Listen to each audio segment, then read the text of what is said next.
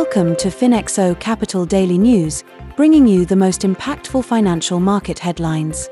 Let's dive into the day's market activities and explore the underlying economic indicators. US stocks saw minimal movement yesterday, with the Nasdaq managing a slight gain, while investors kept a close watch on Treasury yields.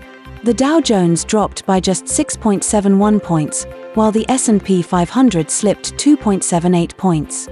Meanwhile, the Nasdaq eked out a 33-point gain, driven by strength in consumer staples and technology stocks. Analysts are keeping an eye on the Federal Reserve's next moves and what it could mean for interest rates. And in corporate earnings, General Motors surged nearly 10% after exceeding Wall Street expectations, while Lockheed Martin took a hit, dipping over 6%. Verizon also disappointed, falling 5% after missing third-quarter revenue estimates. Investors are navigating these mixed results, especially for companies sensitive to interest rates. Moving on to Forex, the US dollar climbed to new heights against the yen and euro, as traders anticipate a cautious approach from the Federal Reserve on rate cuts. The yen hit 151 per dollar, raising alarms among Japanese officials. The greenback's strength reflects a tempered outlook for aggressive Fed easing, further boosted by strong US economic data. In Asia-Pacific markets, we saw a subdued performance as investors held back ahead of key global events.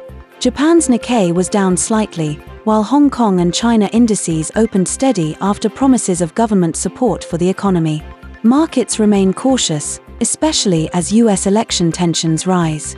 And wrapping up with commodities, gold surged to a record high of $2,749 per ounce as Middle East tensions and US election uncertainty drove demand for safe haven assets.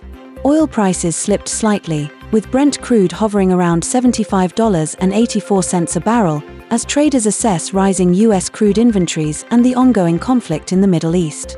That's all from FinXo Capital Daily News for today. As the earnings season unfolds and more economic data comes in, we'll be here to cover all the key developments. Thanks for watching, and we'll see you in the next update.